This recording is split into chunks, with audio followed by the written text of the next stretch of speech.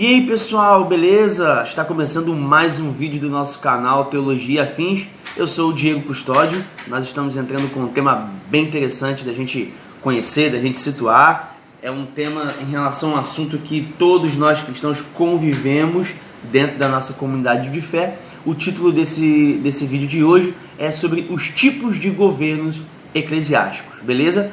Fica com a gente aí até o final. Bom, pessoal, para início de conversa, a gente precisa entender uma situação.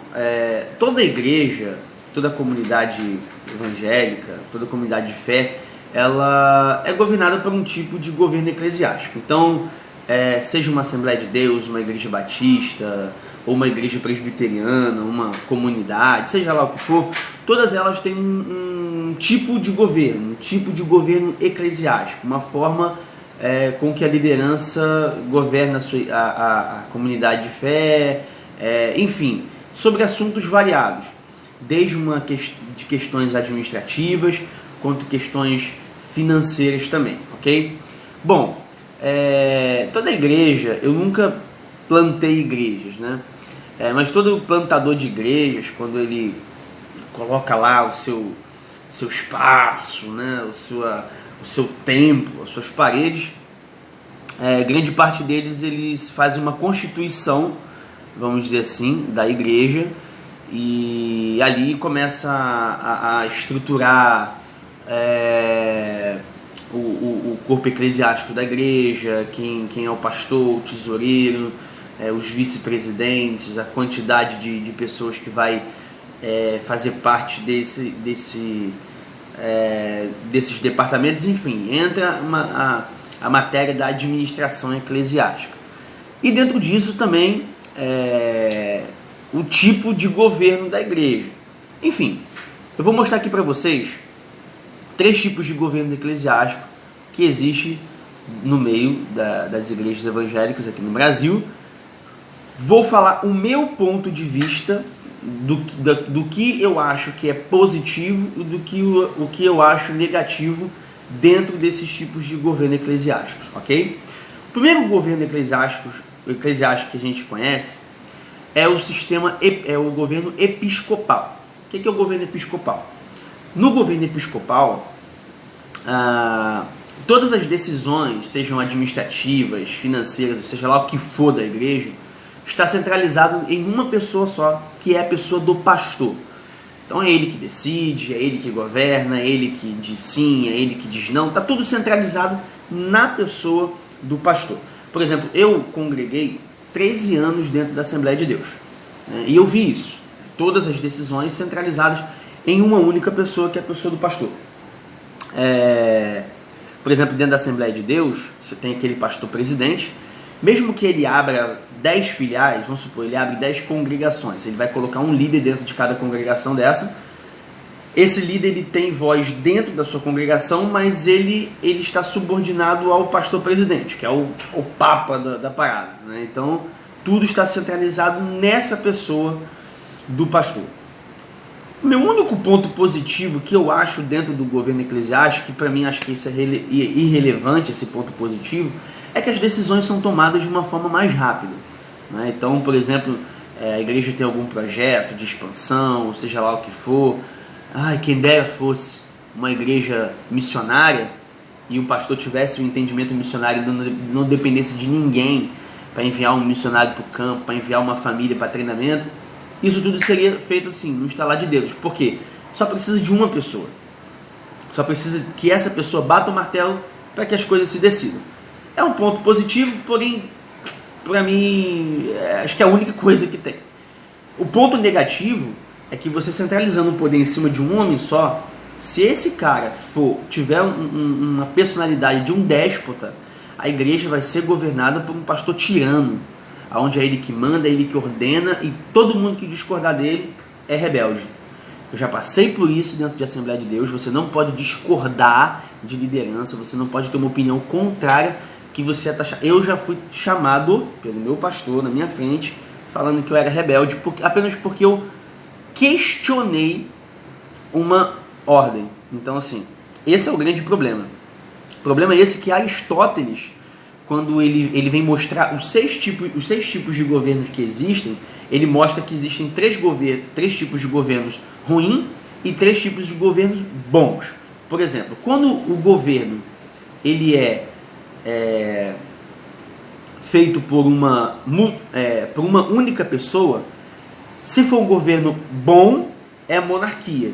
Se for um governo ruim, é o ditador. E depois ele vai falar outros, por exemplo, quando o governo é feito por um grupo de pessoas. Se for um governo bom, é uma aristocracia. Se for um governo ruim, é uma oligarquia, né? Que é um governo de interesses de uma classe. E quando é feito um tipo de governo por muitas pessoas, quando é um governo bom, é uma república. Quando é um governo ruim, é uma democracia. Aí ele vai dizer que o melhor dos piores é a democracia e o melhor dos melhores é a monarquia. Enfim, mas o que eu estou querendo dizer aqui é que quando o governo é feito por um homem e é um governo ruim, Aristóteles vai dizer que nós estamos passando por uma ditadura. Então é isso, pessoal. Esse é o primeiro tipo de governo eclesiástico, tá? A não ser que você não pegue um pastor que tenha mente aberta. Se você pegar um pastor que tenha mente aberta, um camarada crente no Senhor, você não vai passar por nenhum tipo de problema do que você cair na mão de um cara que tem abuso de poder, que ama o poder e ama ser inquestionado, né? O segundo tipo de governo eclesiástico é o governo congregacional, muito usado pelas igrejas batistas, onde todo tipo de decisão da igreja ele é tomado dentro, em conjunto de pastores, demais, se tiver presbítero, não sei, diáconos e também todos os membros da igreja que estão em plena comunhão, né, direitinho lá no cadastro de membros. Esse é o tipo de governo congregacional, onde todo mundo decide. Então, nós estamos querendo comprar o terreno ao lado da igreja para expandir a igreja, exemplo, tá? Então é feita uma assembleia com todos os membros da igreja, todos eles votam, a maioria de votos vai decidir quem é aqueles que querem comprar o terreno e quem é aqueles a maioria disse que quer, então nós vamos comprar. Foi decidido com o concílio da igreja e dos membros da igreja que a gente vai comprar o terreno ao lado. Lado positivo, o poder não está centralizado na pessoa do pastor. Então todo mundo decide, todo mundo que faz parte da comunidade decide. Eu acho muito bacana esse tipo de coisa, acho muito legal, onde todo mundo participa, onde todo mundo tem voz. Pontos negativos, você começa a entrar na democracia, vamos dizer assim, que o Aristóteles fala. Mais ou menos isso, né? Você começa dentro da igreja nascer partidarismos, né? Blocos políticos dentro da igreja. Você tem um grande risco de causar divisões na igreja. Eu conheço muita igreja com esse tipo de governo que terminou dessa forma, com divisão de igreja.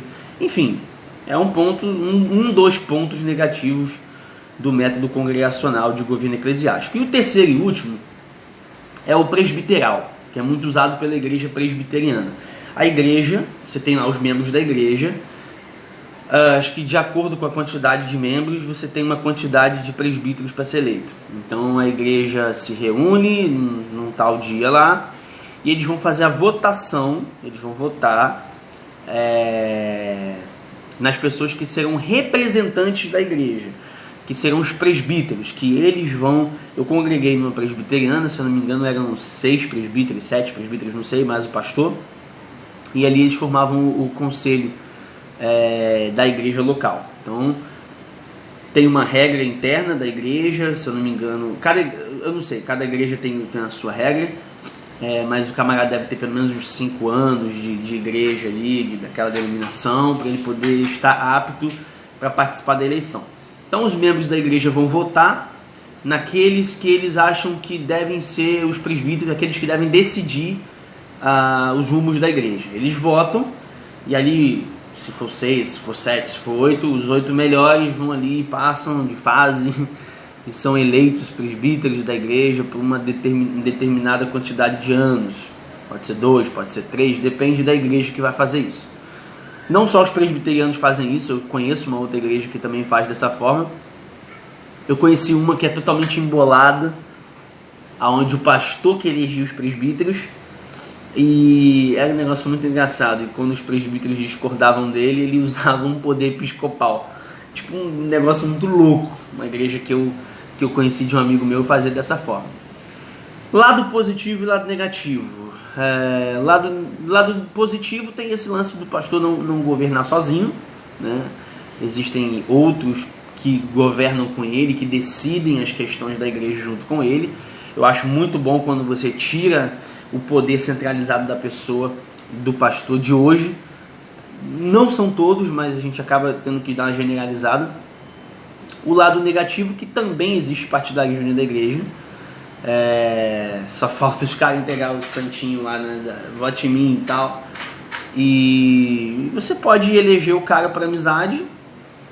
Você pode eleger o cara porque vou votar nele porque ele é meu cunhado, ou porque ele é meu amigo de infância, mas o cara não sabe nada de Bíblia, não sabe nada de Jesus, não tem uma visão cristocêntrica, não tem conhecimento da palavra, e é um presbítero da igreja votando, decidindo coisas absurdas. Eu falo isso por experiência própria, porque eu já vi gente assim que camarada faz coisa que ímpio faz, mas é um presbítero da igreja. Ele toma decisões assim, aí você vê a saúde espiritual da igreja e você olha para os presbíteros e fala, tá aqui a causa da situação. Então, Diego, então não existe tipo de governo eclesiástico bom? Para mim não, porque isso aí, tudo que eu falei aí, governo episcopal, governo congregacional, governo presbiteral, tudo invenção humana, tudo. Eu acho muito interessante quando eu olho para a pessoa de Jesus, que eu não vi Jesus estabelecendo uma igreja. Eu não vi Jesus estabelecendo igreja. Então, isso é coisa de homem. O homem criou, o homem fez. Diego, pode ser que numa decisão dessas, entre os presbíteros, não possa vir a vontade de Deus prevalecendo? Pode, com certeza. Mas também existem muitas coisas, muitas questões humanas, muitas vontades humanas que são feitas e está embolado dentro desse negócio aí criado por homem, que o homem sozinho não consegue sustentar. É só Deus para interferir. Tá, pessoal? Então é isso. Eu espero que eu possa ter dado uma luz aí para alguém. Não sei qual é o tipo de governo eclesiástico da sua igreja. Manda pra gente aí, compartilha com a gente nos comentários. Deixa sua dúvida, se ficou alguma coisa não esclarecida, compartilha com a gente aí, que eu posso estar respondendo tanto dentro dos comentários quanto no outro vídeo também. Quem sabe o teu comentário seja tão interessante assim que vire um vídeo. Beleza, pessoal? Então é isso aí. Fiquem com Deus, tudo de bom e feliz 2020 para nós.